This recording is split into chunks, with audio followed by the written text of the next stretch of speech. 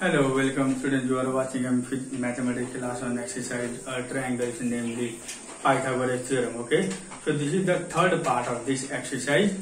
So now I have written on a whiteboard question number 4 and 5. So let's see what is written on a board. Okay, now question number 4.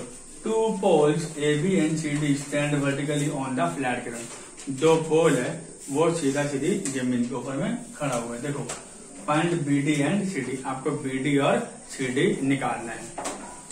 आपको ये दिमाग में रखना होगा कि ये जो ABC जो है और BDC जो है, तो पोल तो सीधा है. देखो पोल सीधा है और ये जमीन है ऐसे, है ना. तो ये आपका राइट एंगल ट्रायंगल बनेगा ना, ये वाला. तो मैं सबसे पहले मैं यहाँ पे लिख देता हूँ सोल्यूशन. मैं पहले लिख देता हूँ कि यहाँ पे AB और CD आर क्या है, ये द टू पोल. ठीक है, ये दोनों क्या है, टू पोल है. BC हमारा क्या है, अच्छा ऑफ लिख दो. ऑफ ये मेरे को मालूम नहीं है. AB CD ये लिख दिया.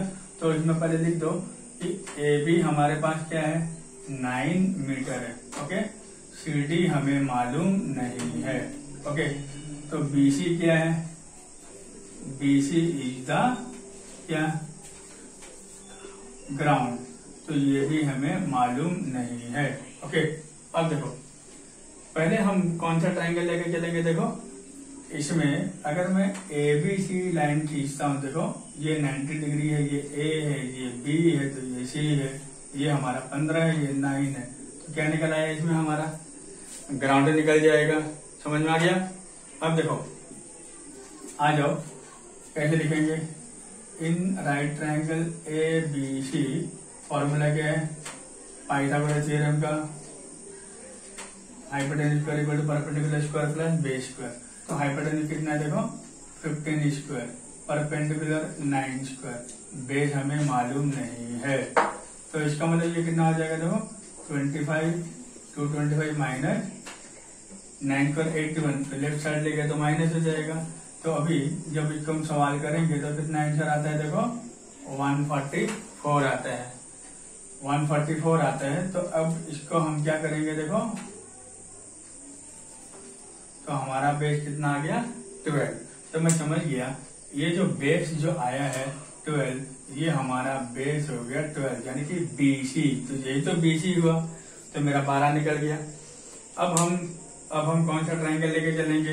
अच्छा, ये बेस का नाम क्या है, बेस का नाम हो गया हमारा BC इक्वल टू 12 मीटर.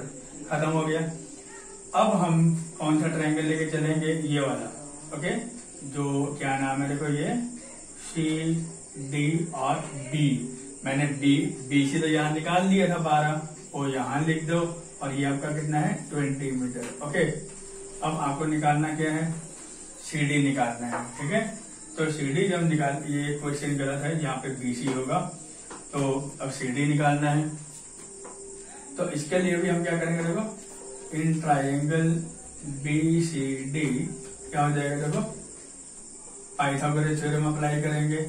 तो इसमें हाइपोटेन्यूज कौन सा हो जाएगा, जो 90 के ऑपोजिट में है वो क्या हो जाएगा, हाइपोटेन्यूज. ओके, परपेंडिकुलर हमें मालूम नहीं है, तो मैंने P लिख दिया, जो मालूम नहीं है मेरे को. बेस मेरे पास कितना है, 12. इसका कितना हो जाएगा, 400. 12 स्क्वायर कितना आता है, 144. लेफ्ट साइड ले गया तो माइनस हो गया. इसको आप माइनस करोगे, कितना आ गया, 256. तो इसको स्क्वायरिंग ले लो. तो स्क्वायर रूट अगर बनाते हो तो इसका आंसर कितना आ जाएगा, देखो 16 आ जाएगा. मतलब ये हमारा CD आ गया 16 मीटर. आपका BC आ गया 12 और CD कितना आ गया, 16 मीटर आ गया. Okay, now next question number 5. Question number 5 में देखो यहाँ पे क्या लिखा है, AB एंड CD का था वर्टिकली पोल. दोनों क्या है, दो पोल है जो जमीन पे लगा हुआ है. देखो दो पोल. और you to find the length of wire. जो तार है वो तार की लंबाई पता करना, मतलब ये हमें पता करना है. इसमें कोई राइट एंगल ट्रायंगल है, इसमें कहीं भी राइट एंगल ट्रायंगल नहीं है. तो मैं क्या करूंगा, मैं इसको लिख देता हूं कंस्ट्रक्शन. क्या लिखूंगा, तो पहले मैं लिख देता हूं गिवन कि हमारे पास क्या है. मैं बोलूंगा AB and CD are the two vertical pole of length, दोनों का लेंथ दिया है कितना 55 मीटर एंड 66 मीटर रेस्पेक्टिवली। ठीक है, अब ध्यान से देखोगे BD हमारा क्या है, BD इज द क्या ग्राउंड, लेकिन हमें निकालना क्या है, हमें निकालना है AC इज द क्या लेंथ ऑफ वायर, यही हमें निकालना है, जो हमें इसकी लेंथ मालूम नहीं है। तो इसको करने के लिए इसमें आपको लगता है कि इसमें कहीं भी राइट एंगल ट्रायंगल है, कहीं भी राइट एंगल ट्रायंगल नहीं है। तो राइट एंगल ट्रायंगल हम कैसे निकालेंगे, देखो मैं लिखूंगा ए से मैंने एक लाइन ड्रॉ किया, ए से मैंने क्या किया लाइन ड्रॉ, कहां तक ले गया मैं इसको ई तक ले गया, और ई पॉइंट है कहां पे CD के ऊपर में, समझ में आ गया। तो मैं लिख देता हूं यहाँ पे थ्रू क्या through A draw a straight line, क्या लिखा मैंने पैरेलल टू BD। ये जो लाइन जो बनाया है ये बिल्कुल क्या पैरेलल है, ये भी क्लियर हो गया, पैरेलल बनाया, कहां तक लेके गया इसको मैं तो कहां तक लेके गया E तक, किसके ऊपर में है ये CD के ऊपर में, समझ में आ गया। अब ध्यान से देखोगे ये एक तरह का रेक्टेंगल बन गया नीचे का, अगर ये 60 है तो ये भी तो 60 होगा।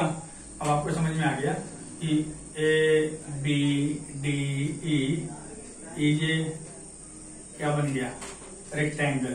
अब आपको समझ में आ गया BD equal to AE equal to क्या हो जाएगा 60 मीटर, ये क्लियर हो गया। फिर आ जाओ AB equal to ED equal to क्या हो जाएगा 55 मीटर, ये भी क्लियर हो गया है ना।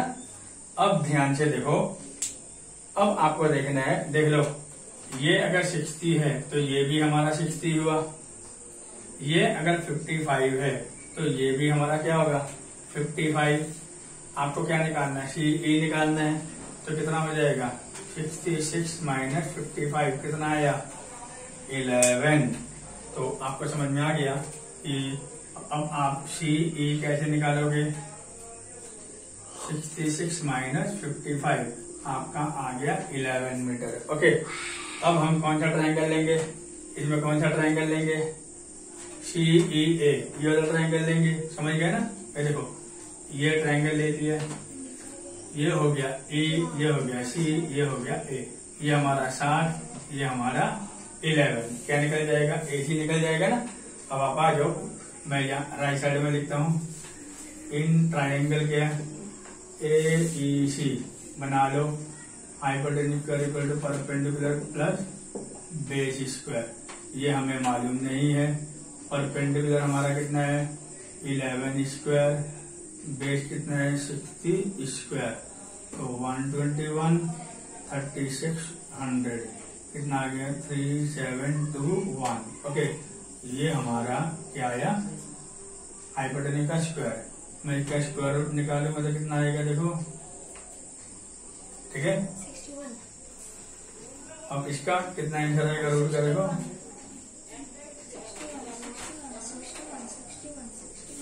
तो कितना आंसर आ गया हाइपोटेन्यूज और 61 मीटर, यानी कि the length of wire is 61 metre. तो ये हमारा आंसर आएगा। कुछ नहीं, बस खाली आपको करना क्या है, वेरी इजी है, बस खाली आपको दिमाग लगाना है कि राइट एंगल ट्रायंगल कौन सा है। राइट एंगल ट्रायंगल से ही आपका पाइथागोरस थ्योरम अप्लाई होगा, दूसरे ट्रायंगल का नहीं होगा। यही आपको ब्रेन में रखना है, कौन कहाँ दिया है कहाँ नहीं दिया है, तो उसी के मुताबिक हम इसको सवाल करेंगे। बोलो समझ में आ गया, क्लियर। तो you have to do it at home. Again see you in next class, bye bye.